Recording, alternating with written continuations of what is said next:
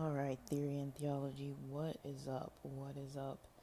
Um, Now I was kind of wanting to talk about more internet stuff.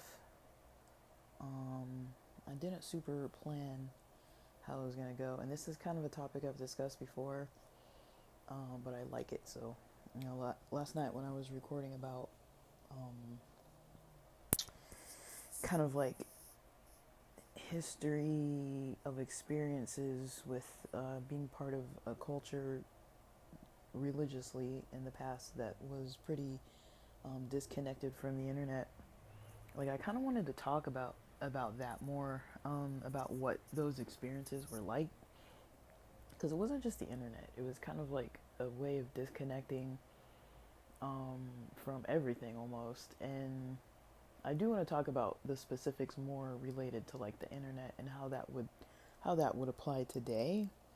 Because I feel like when I look at the past, when it's like how it was back then, when I was younger, because I'm 41 now, and so when I was younger, the internet was like, it was there, but it was uh, like at most, you'd use it like household desktop after school, um, kind of the time when like LimeWire and Napster and that kind of stuff got popular. So maybe, you'd maybe try and like download movies or music and burn some CDs or DVDs or something for yourself or others.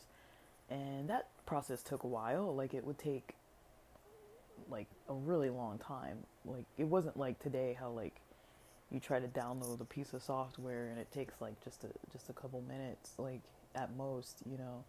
Um it was like it would I feel like it took hours. Like I don't know for sure, but it would take like a really long time to get through an album. Sometimes you'd start the download at night and then it would go like overnight or something. Um, but we weren't really attached too much. Like I grew up with having a TV in my room from probably like a young age. Like I guess at a certain point I shared a room with my brother a lot of the time when I was growing up. So me and my brother shared a room until I think about until I don't remember because there was a point where we no longer shared a room and we both had like separate rooms. Like the house we used to live in when my parents rented it, it had technically three bedrooms and it was me, my brother, my mom, my dad. My mom and my dad had their room. We had one bathroom in the whole house. Um, and there was a bedroom that was like when you walked into the house, there's like straight ahead there would be a hallway. If you went hallway to the right, there would be bathroom on the left, parents' room on the right, and then straight ahead there'd be a door. There was a room there that we used as like an office initially, and then um, that if you went left from there, there was like this kind of folding door uh, with like those kind of they weren't like movable blinds, but it was kind of like a wooden door that kind of like was like it folded into two kind of and you'd slide it over. Kind of like how some people's closets are, and it's almost like that. It was almost like how some people's closets are, how it has those little like uh what are they called, like like little like pieces of wood, that are horizontal but kind of like at an angle so that you can't really see through it. It's almost similar to those blinds that you would like you could like those shutter type of blinds that you could like either like flip so it's like up or down or just like so you could see through the window or not. But this was a door and it was about the size of a regular door, maybe, I don't know.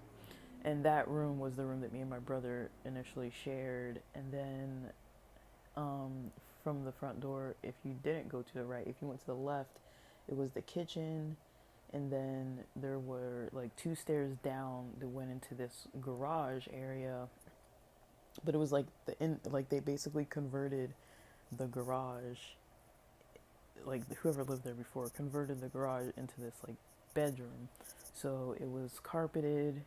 You go like two stairs down. It had like these brick stairs, and to the right there were these like French doors, that led out to the backyard patio. And then there was like a whole backyard. There was another door off of the kitchen that led to a little laundry room, and then from the little laundry room that also went out to the backyard, but to like the grassy part of the backyard.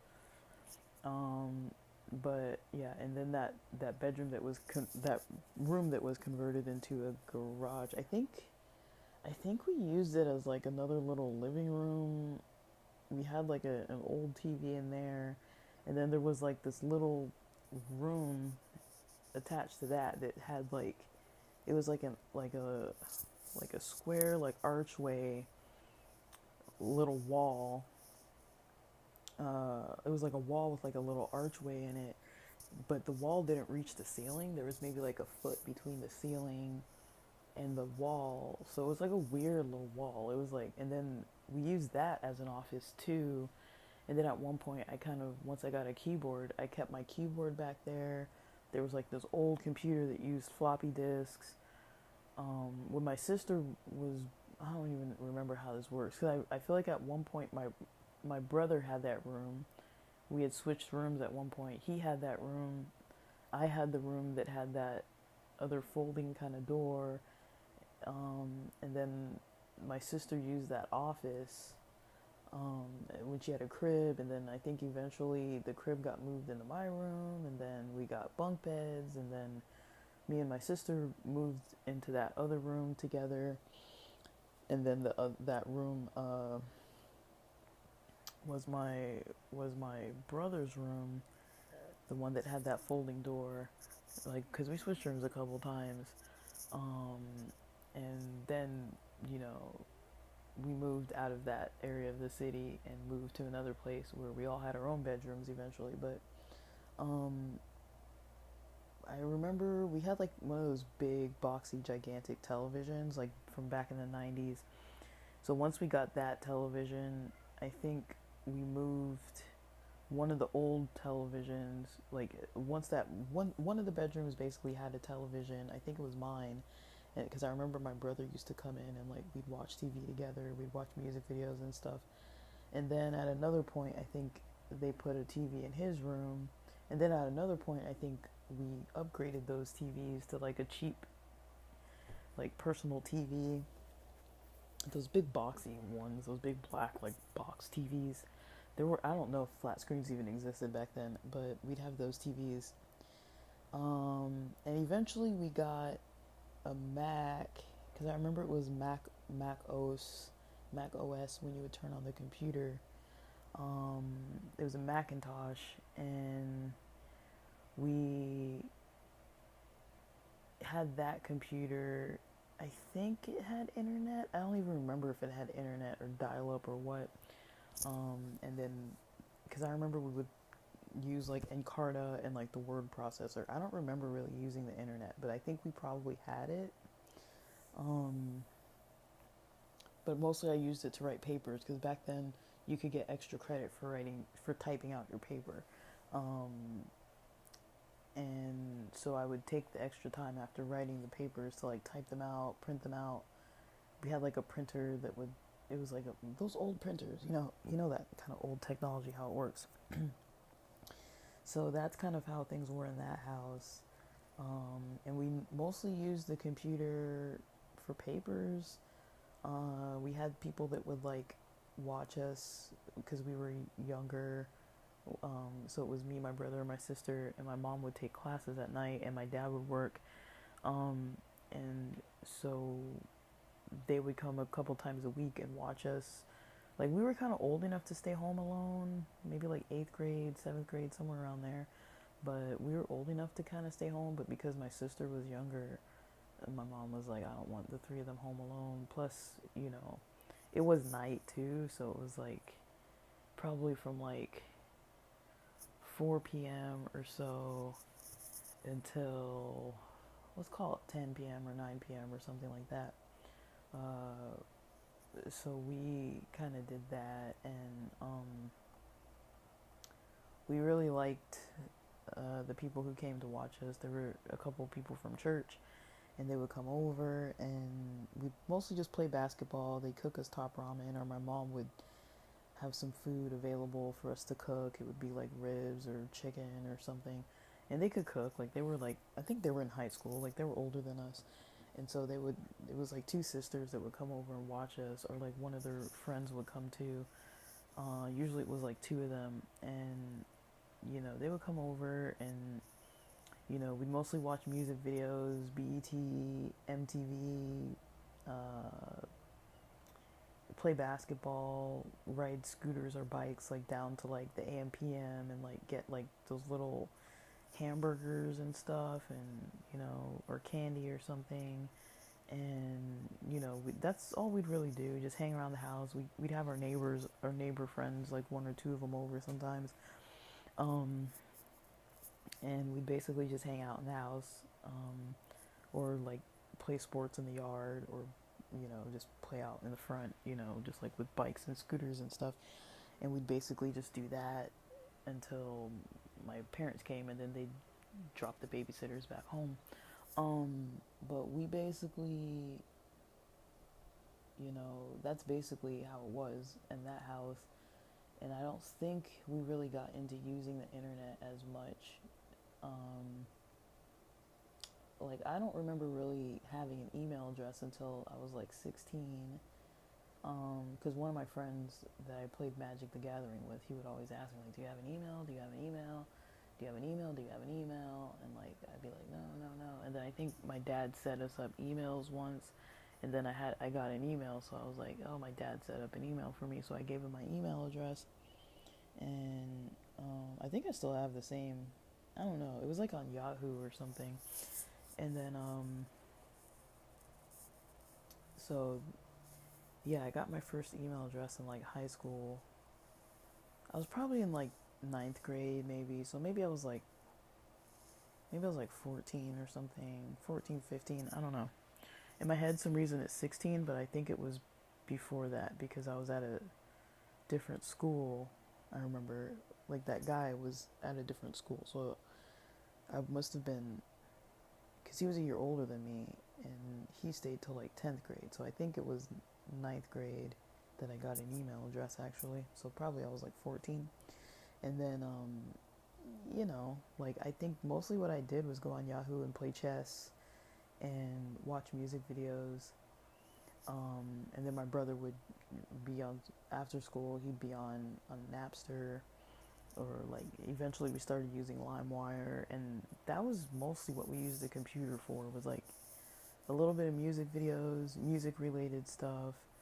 Then we got into downloading like software and like movies and stuff like that, and then like sharing it with different friends and stuff. Or we would get stuff for them, or like, you know, just burning CDs that we already had. Like, we would get CDs and like burn them for other people. Because back then we used to borrow cassettes and CDs from our friends, and like, you know, you kind of found out who not to lend your stuff to because they messed up your things, or who not to lend your books to because they ruin all the pages. And so you kind of would learn, like, don't lend certain people your stuff, or like certain people would be greedy and they would never let other people borrow their stuff. And it was like, and then they'd always want to borrow your stuff, and I'd be like, well, you don't ever let me borrow your stuff. So it was kind of like, you know, there was kind of that kind of relationship with people where you kind of definitely learned. But I feel like I spent more time on the phone. Like, I wasn't really on the internet as much, like, but I'd be on the phone like all night. Like, we'd be on the phone pretty much after homework, or we'd just do homework on the phone. Um, and we'd be on the phone for like a really long time. Like, it was like almost every night for like a long time.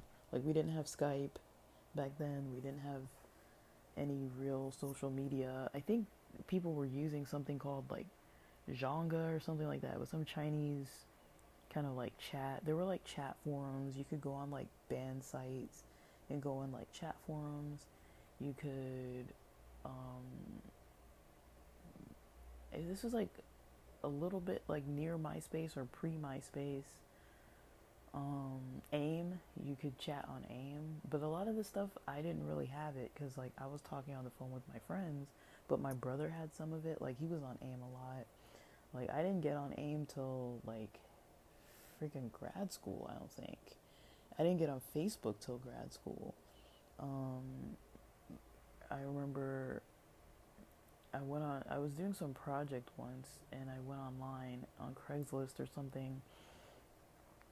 I don't know if we could consider this even dating, but like I was I would meet people online, like chat online. Like there was this music website called iMesh. I used to chat with people on there. When I would play chess on Yahoo, I used to chat with people on there. I think sometimes it was like the same people, like you could save them and then like talk, and it would be people all around the world. Like, so that's kind of how I initially started chatting with people, and then sometimes you'd share like your AIM or your Skype. I had Skype. I don't think I had much of anything else other than like a cell phone and like a house phone, but I never really gave those numbers out or anything. It was mostly my Skype, I think. And so like, and I think I only started using Skype once I got a laptop, and I didn't get a laptop till school. Like I was till college, so that was like 2000, somewhere between 2003 and 2005. I got a laptop. I don't remember what year, but somewhere in there. And even when I had a laptop, like I was really glad to have a laptop. That's when I started learning how to like make websites and blog and stuff like that.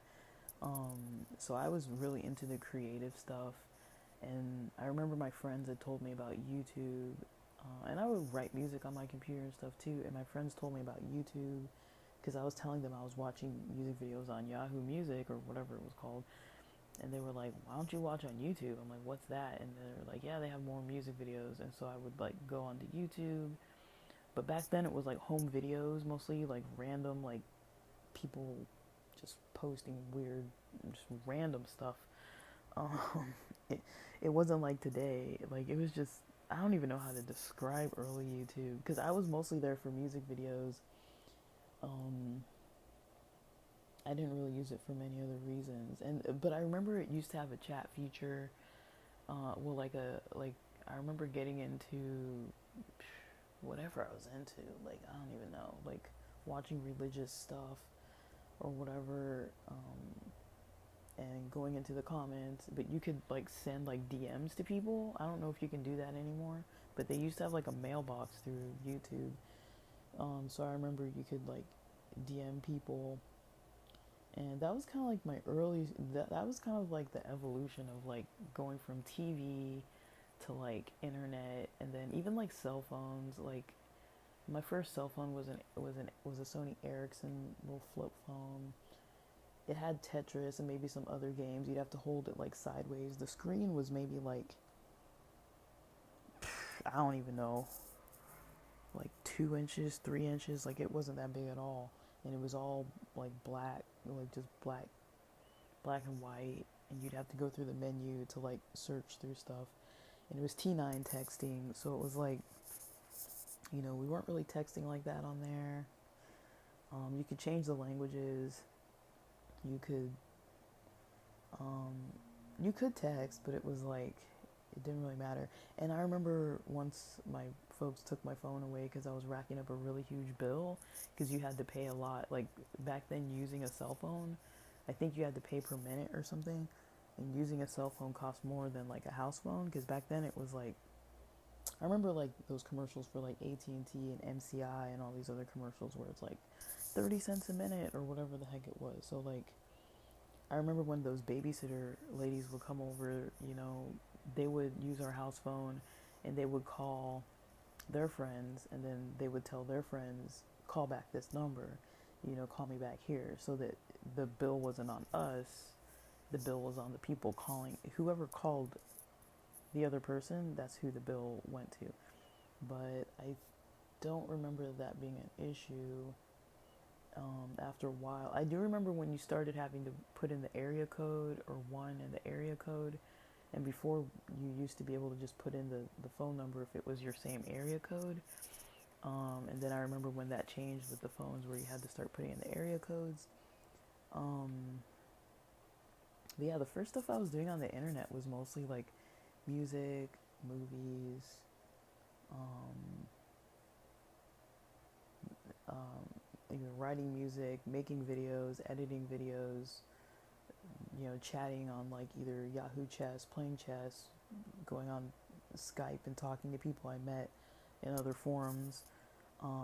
And then what I was saying about Craigslist is in grad school, I was doing a project. I think it was like I don't know what I was doing, but I remember being in the lab in grad school and being there with I think I was there with my laptop and I was on Craigslist. I don't know what I was looking for on Craigslist, but I feel like I had a project for like a linguistics class. I just don't remember what the class was. I think you're supposed to meet someone from other cultures, or I don't know. That doesn't sound right because I don't think they would have had us go on Craigslist to meet people. That might have just been my own thing, but I was just like browsing through Craigslist and I found there was this guy that lived like in the same area in Monterey Park, kind of like not far from the school, and he was like an Asian dude, and he was just looking to meet people. He's like, I'm into anime and stuff like that, and this is my aim. And so we kind of exchanged aims. Well, I think that's when I got an aim, was to talk to him. That's when I got on AOL Instant Messenger. That's what AIM stands for, AOL Instant Messenger. America Online. You used to get those CDs in the mail that would give you minutes or time that you could use on AOL, and it was like email, and I don't really know. I don't remember really using those CDs, but you used to get them for free in the mail. And they come to the house like all the time, and you would just like use them for God only knows what. But I think it was minutes that you could use for like AOL's type of stuff. And then back then, like search engines, I think AOL was a search engine. I don't even remember. AOL was maybe a search engine. There was like this .com boom. Lycos was a search engine. Netscape. I don't remember when Google came around. Yahoo was a search engine. Those are the ones I can remember right now. There was some other one that started with like a B, but some of them were better than others. Like some of them, like you would search and it would be like, who knows where it's gonna go. Like you'd be digging through like 8 pages in trying to like find stuff. And mostly I used it for like homework or just like basic researching stuff. Just like searching stuff. But it was such a cumbersome process that like, you get tired trying to search for stuff, then you come back and you'd like find like random funny stuff.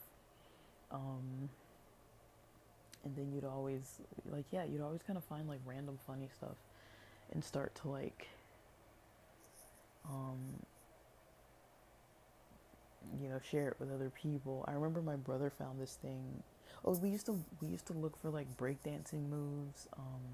There would be some websites where people had these like I don't even think it was animated or video. It was like images of people like step by step, like how to do a 6 step, how to do a 3 step, and it would be like an image and then like a of one part of the move and then like an explanation and like learning like karate and like different things for like sports. Like I remember my guy friends, a lot of them that like basketball were into like and one, and I think there were like and one videos that you could get. I don't think it was on the internet.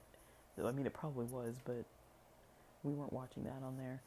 I don't think, but I think it was like people trying to get. I can't remember the name of the program, and I don't think it was online, but it was people who wanted to get like a higher jump with basketball, and so it was like, and I don't know if it was and one though, but it was something. I can't remember the name of the program that you could get this CD or DVD and do these exercises, and it was supposed to like increase your jump, your vertical. I think it worked. I don't remember what it was called though. I'm blanking on the name, and I think like my brother used to look up that kind of stuff on the internet too, as well as breakdancing And then, you know, that's kind of early what we used to look at. And like, he found this funny thing. It was called bonsai kittens, and it was like a little controversial. People were like, "How could you do this to the animals?" But it was fake. It was a joke. They were basically having these jars, saying that you could put like these kittens in these jars, because you know how when you get a fish, like say, I don't know if it's like this for all fish, but say if you get like a goldfish at the fair, and you get a little tank for it, and then they're like, well, if you keep it in a small tank, it doesn't grow big because it knows like it doesn't have, I guess, the nature of it knows that it doesn't have the space to grow huge. But some fish, I guess, the bigger space you give them to grow in, they have potential to actually get bigger. So they were saying it was kind of like a joke, like how do you keep your kitten small? You know, they called it bonsai kittens because you know, like bonsai trees are like these like miniature like trees that they kind of like trim to make it look like it's like a bigger landscape, but it's like in a small little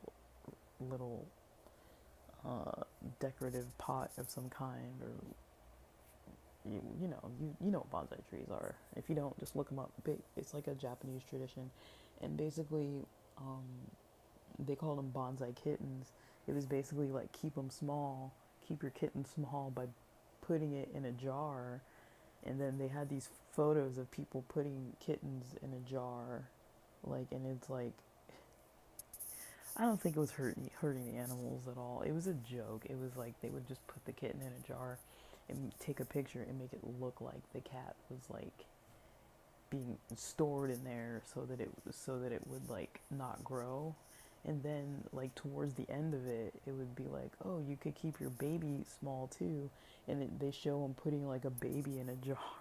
It was like a metal like a glass see-through kind of like large, like maybe like few gallon, like a 5 gallon kind of thing. I don't know what it was like, but it was a joke. And I remember he would like show me stuff like that, and we were just like, oh my gosh, I wonder if this is real. It was fake. But in grad school, I went on you this this Craigslist ad where I found that there's this post by this Asian dude that was local, and I think maybe I searched by area. I don't know what I searched by, but he was basically looking to meet people, I guess, or talk to people online. And we met. We eventually met up. Um, we talked on AIM first for a little bit. We eventually met up, um, and we used to talk a lot. And yeah, we met up and we kind of talked about anime and stuff because I was really into it.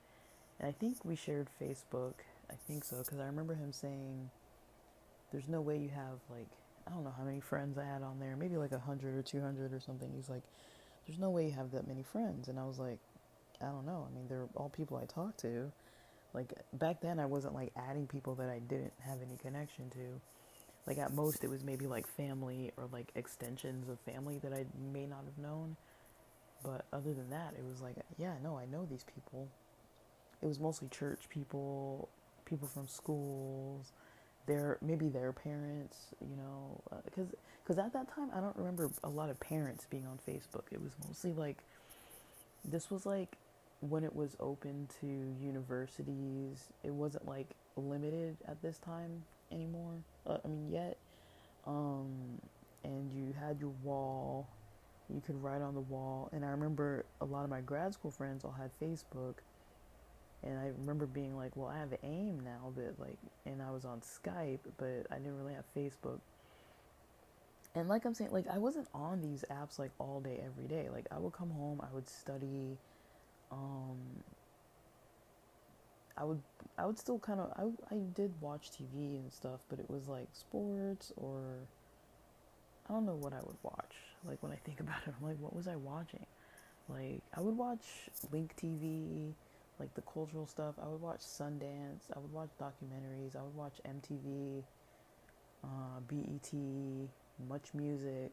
We got satellite at a certain point. Um, Setanta Sports. HBO, Stars, like a lot of movies. Um, but yeah, like I'm like I don't really remember being bothered, like it was just, we were just, watching like whatever. Like it wasn't like it is today. Like it wasn't like it is today. Like I didn't have an iPhone. I didn't have a smartphone. I had a Razor. We didn't, I was on my family's plan, and so my dad was always like, don't use the internet unless it's an absolute urgency. Like, and I think you could only really get email. Like you could look at your email, but that would still cost you money if you downloaded like the email. It would be like a kilobyte or whatever would cost you however much. I don't remember because there was like a whole data system that I don't think I ever knew about.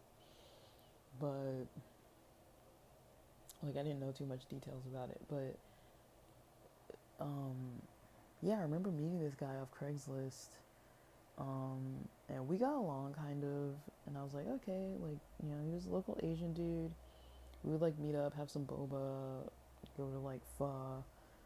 And I remember him being like, oh, you look a lot better in person than your Facebook profile. And I was like, oh, thanks. And then, you know, but I don't think there was like a romantic attraction. Like, I think I kind of tested it out, and I was like, he's kind of cool. Like, we've gone out a bit. Like, we went to some places. I remember blowing out a tire once, and he changed my tire. I remember, we met up after church once. I used to go to that Hollywood SDA church in LA sometimes, and I went with my friend and his wife, and we met up with this guy afterwards at this place called Truly Vegan. It's not there anymore, but it was like down the street across from like a 76 station or something. And like, I think it was off Hollywood Boulevard. I can't remember. And, we went and we had like lunch there, all of us. And I remember, I think we just had lunch. And I remember my friend was like, oh, how'd you guys meet? And I remember like asking this guy, like, is it okay if I say? And he's like, yeah, I don't mind. And then I told them how we met. And I was like, yeah, he was on Craigslist asking this thing, and like talking about, wanting to meet people. And I was like doing something for a class and saw his post and responded to him. And, we met up because he lived like right down the street. And like, he seemed like, yeah, like we had interests in common. And, like I remember me and him would talk on Skype on occasion, and we probably talked for maybe 2-3 years. I don't remember, but I remember once I invited him to. I had a friend who, well, it was like one of the friends my age had this auntie. There was like this Filipino community of friends that I had through church, like the Filipino crowd. There were a lot of Filipinos in Adventism, and there was a Filipino crowd locally. Like a lot of them lived in like Carson, and they basically had this connection with this singer named Melissa Polinar. I don't know if she got famous or what, but she had a couple like kind of kickback gigs that she performed at their house. One of them was at night. I remember I recorded all the footage, and then I tried to post it on Facebook, and they're like, don't post it. So I took it down, but I think it didn't have sound. And then I remember the next one was going to be in the daytime, and then me and this guy had a plan to meet. And then I was like, oh, once I found out that gig was going on, I was like, I don't want to cancel with him, but I don't want to like, not go to this event. So I was just like, well, let me check with Auntie, whatever her name was. I remember her name. I'm just not going to say it, but let me check with her. Cause like she was kind of like close with one of my friends, um, but she was like an older lady that would like kind of cater to some of the like younger Adventist like local Filipino people. But then like the Filipino people had other friends that were not Filipino, so a lot of us kind of like interacted that way and through each other. Like we kind of just knew people that the other people knew, and we kind of, this auntie, she, I contacted her and I was like, I know it's your house and like, would it be okay? I already have plans with a friend who's going to be in town for the day. Like, you could say no, but would it be okay if I invited him? And I remember he came to that. He really liked it, and he was like, "Yeah, you really know a lot of people." And I was just like, "Yeah." Like it was like a lot. It wasn't even church. It was like a lot of people from church, but like my age, and then like the auntie's friends and stuff. But like it was a lot of people from church, and then yeah, we kind of just um, reconnected. We all kind of reconnected, and then um,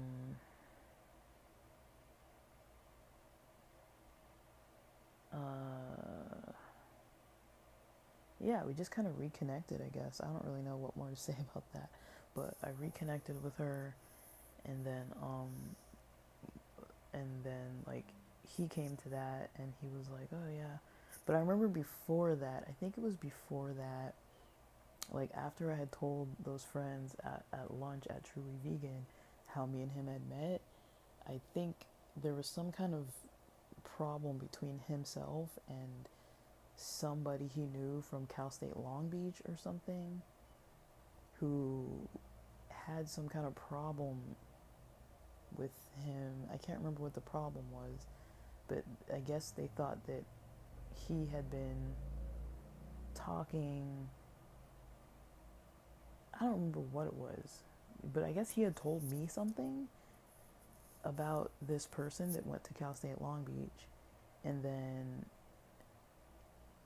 because one of those friends that we went to lunch with at Truly Vegan had gone to Cal State Long Beach, he thought that I had told my friend something that he had told me, and then that friend had gone to Cal State Long Beach and somehow knew this other person, and like the info got back to them, and then this person was mad at him. So he was calling me one day trying to track down like how how that person you know got wind of like whatever he had said, and I'm like, I really don't remember telling my friends anything, and I remember him being a little like upset that I had like told my friends how we met off Craigslist. But I did ask him. I was like, do you want me to say, because I kind of knew like, okay, it's a little awkward to be like meeting people off Craigslist posts, but this was like back before people were even really like online dating, and like before, a little bit before like the Plenty of Fish, eHarmony, kind of like eHarmony existed, Plenty of Fish kind of existed, but it was before like Tinder and like Hinge and all these kind of like dating apps. It was kind of before that time a little bit, or it was still seen as weird to be like online dating. Like now, it's not like a weird thing. It's just kind of like who who hasn't tried it? That's almost weird if you haven't tried it. But like, um, well, it's not weird if you haven't tried it. But basically, that was kind of like the evolution, um, of things was, him kind of being like he was really, I don't know, he got upset with me. He wasn't like yelling, but he was just like, yeah, you shouldn't I guess I didn't really understand how upset he was, but he literally called me for that reason. And I remember being in the garage talking to him on the phone, and he was like, oh, you shouldn't have told your friends about us or whatever. And I'm just thinking like, it's not like we're together, and like maybe that's what it was. It was like some girl he liked or something that went to Cal State LA that found out that he was talking to me or talking to somebody, and he thought that my friends had like told somebody that told her or whatever. Like, but I don't even remember my friends. Like I wasn't telling them about that kind of stuff, because, you know, like the religion I was raised in, you weren't really dating a lot of people, and if you were, you weren't really expected to be dating outside of your religion, let alone through Craigslist. You know, meeting like local people that didn't go to church and weren't even like religious in any way. It was like at that time in my life, I wasn't trying to do that. Like I thought, you know, I don't know what I thought, but I just would not have even pursued that as an idea too much. Like I was maybe like testing it, and we kind of got along, and I guess I kind of understood he was a little upset, but I guess I didn't really understand how upset he was until we went to that Melissa Polinar thing. And then he was like, thank you so much for inviting me, because he really had a good time. And I was like, oh cool, I didn't know he was gonna like it that much. And there were a lot of Asian people, a lot of Filipinos. He wasn't Filipino, but there were a lot of Asian people, and he was, I don't know, I used to just seek out Asian friends just because I was raised around a lot of Asian people. My closest friends were Asian. I live in an area where there's a lot of Asian people. It was just a familiar culture of people to kind of try to interact with, and I was like into the food, into the literature, you know, had a similar style of like studying like really hard and stuff like that, and like that kind of immigrant parent mentality of like, you know, hit the books, you know, with the African parents, they're not that far removed from that same kind of stereotypical Asian parent mindset of like become a doctor and that kind of stuff. So like I was, and it is a stereotype, but I mean it is a kind of accurate stereotype, at least for that generation. For the millennial generation, we all know it is kind of a thing, and it kind of is still a thing. Get your education, do really well in school, get a good job. Like that was kind of the expectation. So it was kind of interesting when I met him, because I was like, he was probably the first Asian person I met whose parents weren't like super heavy on him about like education and like a lot of a super disciplined lifestyle. Um, I was a little surprised. Like not in a, it wasn't in a bad way. It was just like, you know, at that time, you know, when I met people my age, a lot of them were in grad school, a lot of them were in college. Like he wasn't in college, he was working. I can't remember what he did for work. I don't remember if it was full time.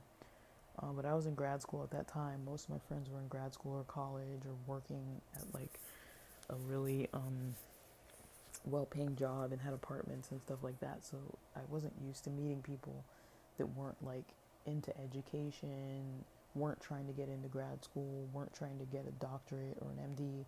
Like I wasn't used to that. Like that wasn't the normal, you know. Like I was used to people going into nursing, people becoming pastors, getting a master's in divinity. That was kind of my world. I wasn't really that attached, but I think it was because through Adventism there is a very heavy emphasis on education as well, and the school systems and college and university systems do kind of have opportunities for people to kind of get into like medicine and education, like maybe not a doctor, but like nursing, psychology, that kind of stuff. It's really common. It's very common, um, at least for my generation of people in Adventism, to be connected to that kind of stuff. Um, but after that Melissa Polinar concert, I remember him being like really thankful and being like, "Oh, thank you so much for inviting me," and like, I remember him apologizing. He was like, "I'm really sorry that I was, getting on your case about that thing about Cal State Long Beach, and like, and I found out who told, and and it wasn't you, and I'm sorry I blamed you, and like all that kind of stuff." And I didn't realize until he apologized how upset he actually was. Like he wasn't like yelling at me, like, but I do remember like the phone conversation when he was bringing it up was, he called me specifically only to talk about that, and then we kind of like, the phone call was over. And to me that was a little weird, because I was like, usually we'd kind of chat and like, catch up and like, how you doing, like, just, how it is when you call your friends, you kind of talk to them. And we did become friends, but I don't think I saw him after that Melissa Polinar concert. And if I did, it was maybe one other time. Um, I don't know if we went to Anime Expo together. I think we did. I think we did because I remember him seeing us all dressed up and he seemed a little weirded out. But I think he met me and some of those same friends with other friends, and we were all like dressed up in our like cosplay, and I think he was a little weirded out by it. But I think he came to Anime Expo. That might have been the last time I saw him. Um, but I mean, I don't know. Like we met online. We met on Craigslist. That wasn't like, I wasn't unsafe about it. Like, he was a local dude my age. We met at a Starbucks. We started hanging out. Like, we had a lot in common, but like, it was like short lived. I think once I graduated, I wasn't really in that area as much either. So, I wasn't up in LA all the time once I graduated, and so, and that was a hard year because of the economy had just crashed recently, and um, a lot of my friends were losing their jobs and moving back home or getting back into school. Some of them that didn't go to grad school were trying to get into grad school, to get better opportunities potentially, and um, it was like a different time. But this was probably near like 2011, like around that time, um, when I was done. But I think I was at the school from 28. Let me see. It would have been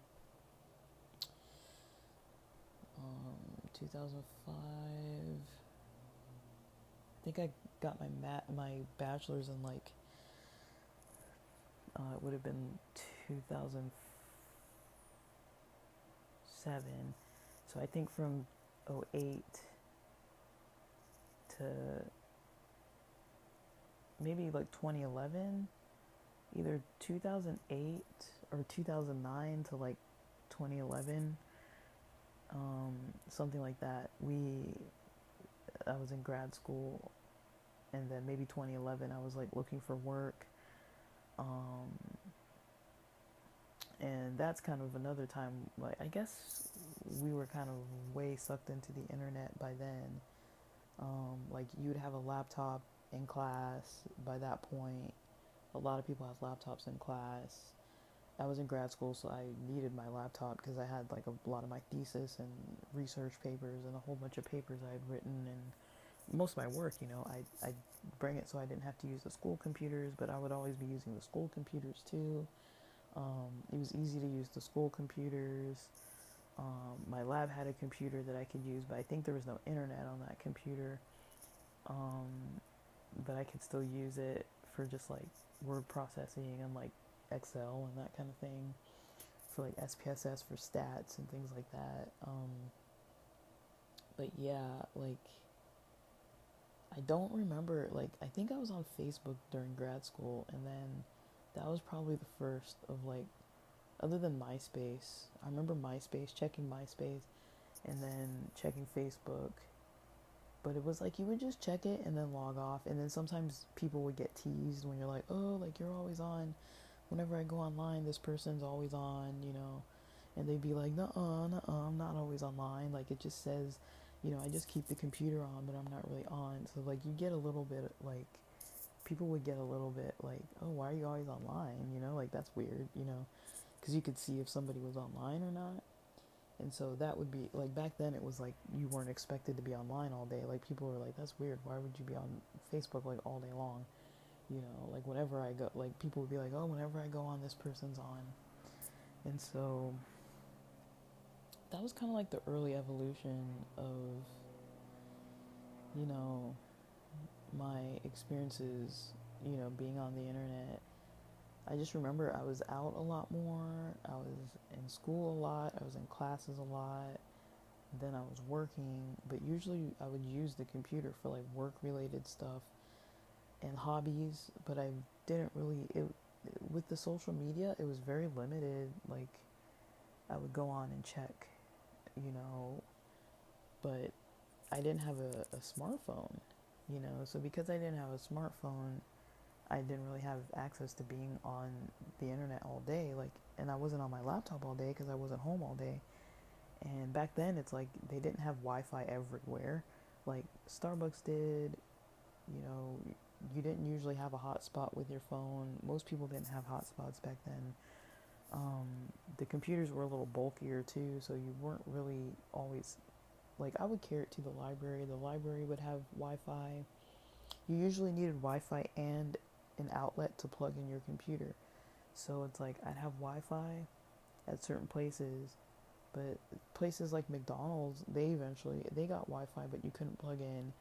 Starbucks had Wi-Fi you could plug in, but there were kind of limited seats with plugs, or it was always like super cold in there, and so it was uncomfortable after a while. Um, a lot of boba places. I remember going to boba places to study. Some of them didn't have outlets, so you could go until your computer died. I remember going to Denny's. They had Wi-Fi, but no outlets. Um, Borders. I think Borders had no outlets. Did they have outlets? I remember I would have my computer at Borders. I would have my computer at Barnes and Noble. But all the time I was like working on my thesis, working on research projects, like, you know, doing schoolwork. I wasn't really on social media too much. I would usually study with people, and then we would socialize a lot and talk a lot. Um, and I remember doing a lot of work by hand. I remember, you know, doing a lot of stuff by hand, like stats calculations and stuff.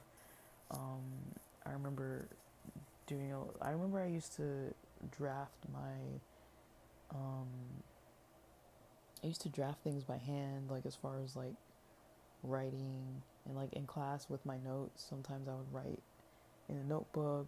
Other times I'd use my laptop. It might just depend on the class. Um, and so I would kind of go back and forth between like how I would write my notes.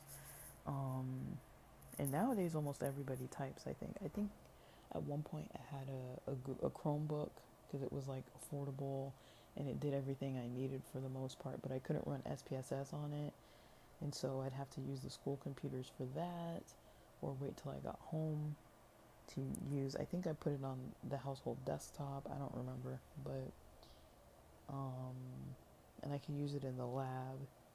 But yeah, I went through different phases with computers and laptops and stuff, and that was pretty common. Like not everybody had a laptop. Um, Not everybody had a smartphone.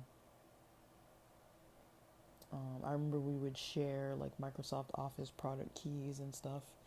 It was like, oh, you can put this on 5 computers, and like you kind of maybe pay somebody a little bit of money or like whatever and use the product key.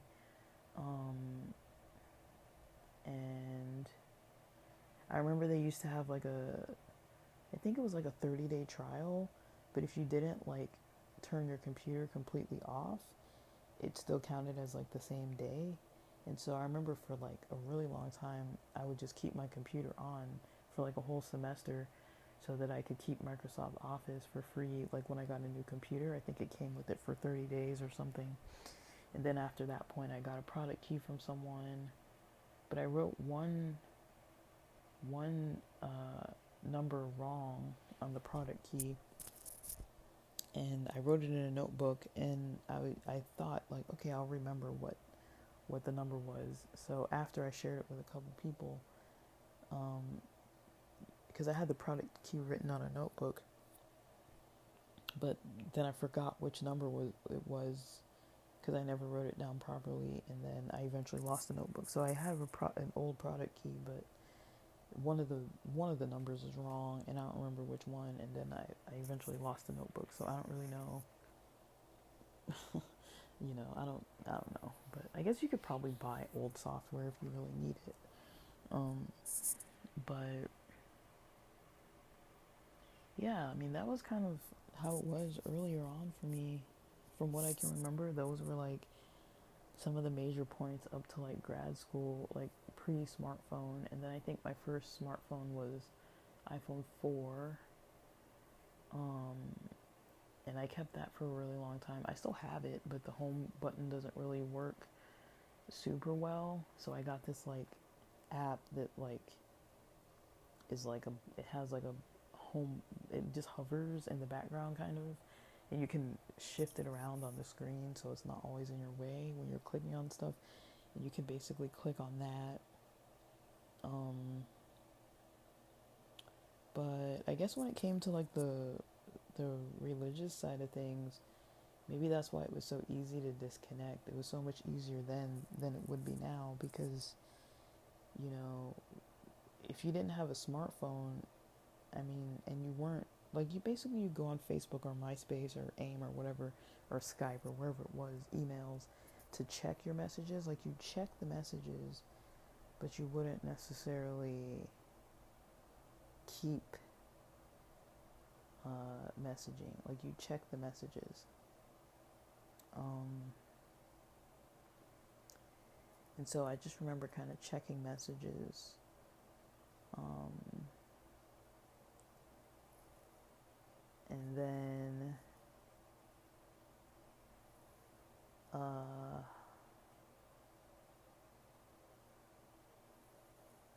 yeah, I just remember checking messages. Um,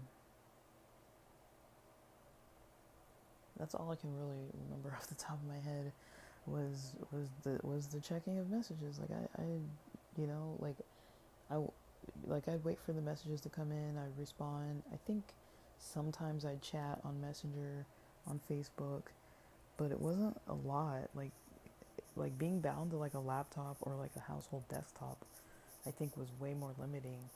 Like, once I got a smartphone, and then everybody had smartphones, and I was late to getting them. I was late to getting one. But once everyone had smartphones, and then everybody was on like Instagram and Facebook, and I remember when people my parents' age started getting Facebook, then a lot of us people that were like my age were like, it's not as cool as it used to be, because now like all the church people are on it, and you'd have all your pastors and youth pastors and freaking parents and their and friends of your friends' parents, and you'd be like, I can't just like post what I want if all these people are on there. um, and then a lot of people are on Instagram, and it's like a little bit of a different model. So it's like, but I remember I got Instagram after everybody did. Like, I was kind of late to the game. I never took to TikTok. I tried it out for a while, but I'm like, I really like longer form stuff. So TikTok and Instagram aren't like super my thing. Um, I know people send me memes and gifs a lot.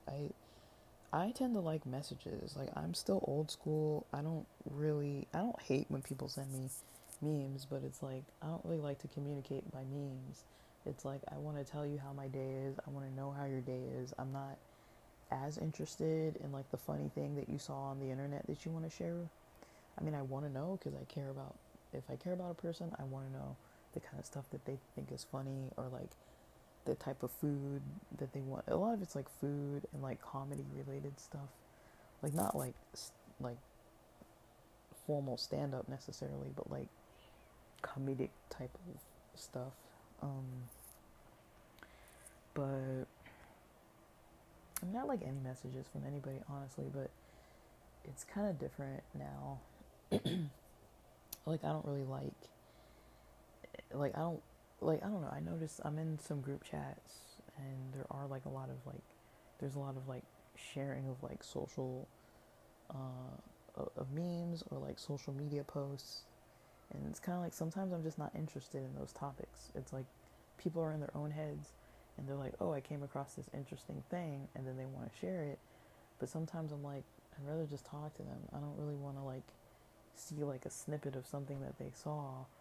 I'd rather just have a full conversation about the topic. If you want to talk about Obama or whatever the topic might be that you're sending me a meme about, I'd rather just talk about the whole thing, have a conversation, chat, but I'm kind of noticing, even with all the social media and the text abilities and stuff like that, a lot of times people don't really want to have a conversation that way.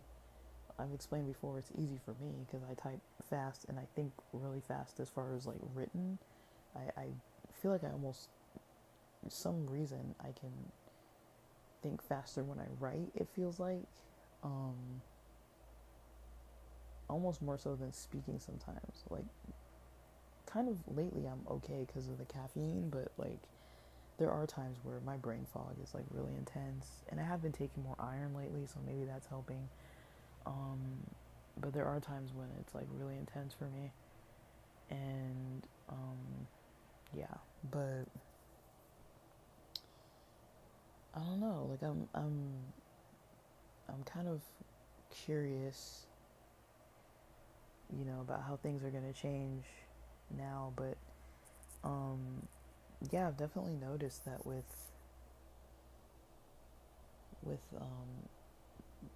how times have changed. There's definitely like the meme culture, and it's cool. But to me, I kind of like the old school, like, let's check in and talk about your day. I'm not always so interested on the funny thing or interesting thing that somebody saw online that they want to share. Um, I'm kind of more interested in like, how are you doing? How was your day? How's work? How's school? How's life? How was that date? How was dinner the other night? What are you up to for your birthday? Like, that's what I want to know. I'm not as interested in memes. I mean, I am, because that's how most people communicate, is by sending links of other social media. So I've learned, like, okay, this is the only thing people are gonna like really want to respond to. But for me, it's not really my thing. If I'm honest, I'm like, when I see a message from someone, I'm like, oh, I wonder what they have to say, and it's like, oh, it's another meme. It's like, I'd rather hear from you, not just like see, you know, a video of some random guy like surfing, catching like a big wave or something, which is cool, but it's like sometimes, a lot of times it's related to other conversations, and like, I can appreciate it. I appreciate like some form of connection. I'd rather hear from somebody than not. But the memes and that kind of stuff, and like sending maybe YouTube links or X links, or like a link from something on Facebook or whatever, that's sometimes it's relevant. Like, I have some music friends that like, they'll send stuff like, oh, I was at this gig the other day, or check out this gig. um but yeah, I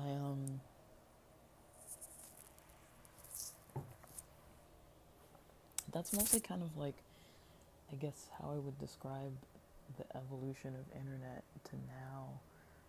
I think what I'm noticing is like, the game kind of changed, of getting more distracted once everybody got smartphones and got social media apps on their smartphones. And then also with the boom in, all these movie and show apps. Because before, there weren't all these apps where you could just watch movies and shows. Like, they did exist. Netflix has been around for a long time, but like, people weren't like bound to it. People weren't like so interested in like, this is how I want to spend my night. Like, when I was younger, like high school, all I wanted to do was finish my homework so I could like draw or paint, or mostly play guitar. I played a lot of guitar. Weekends, I looked forward to playing sports. I couldn't imagine wanting to sit home all weekend. If I did, it was like, okay, maybe on occasion veg out and watch some TV if it's like a 3-day weekend or something. But like, I was always glad to like make plans with friends on like Friday.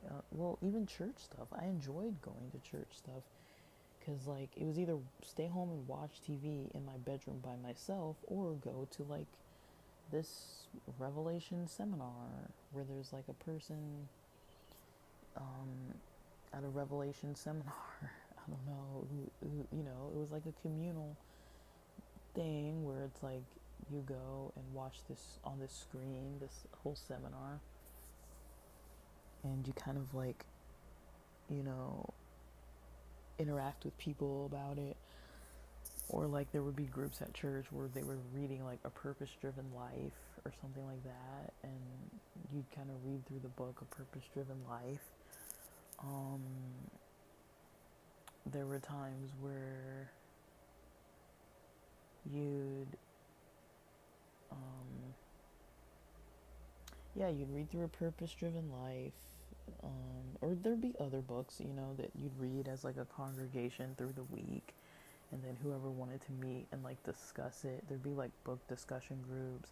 You'd have Bible study groups, but it wasn't always just like you show up and like do the thing then go home. It was like you'd socialize a little before, you'd do the task. You'd usually have some food that the church was paying for, and you'd eat like some chow mein or eat some pizza or whatever, and you know, you have a chat and you catch up with one another. It was more than just like read the Bible or watch this biblical talk or whatever. There was a lot of socializing. I would much rather have done that most of the time. Um, and now, because a lot of it's live streamed or even archived, it's like there's not really a lot of motivation to be like, oh, I'm going to go to this health seminar because they've got like, they're going to talk about how to cook, you know, with different types of oils and like what the benefits or like problems are with certain oils or like combinations of salt or whatever. Like they teach you something, and then you maybe have like a little light, healthy refreshment, and you kind of talk and catch up with people or meet new people. Now it's like, okay, tune in to this Tuesday night like health seminar, and you just watch it on your computer, and it's like nobody even goes in person. They'd rather stay home. They don't want to spend the gas. They don't want to take the time. Um, and the less people stop going to things, or the more, I don't know how to say that, the more people, you know, avoid going to things, the more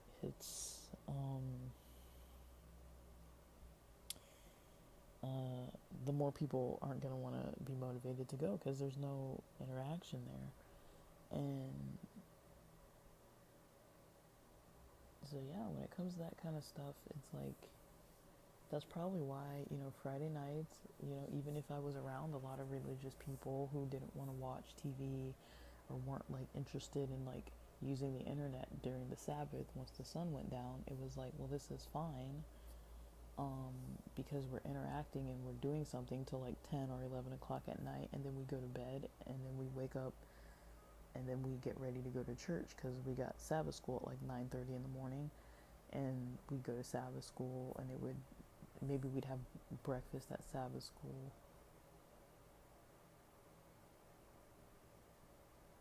Um,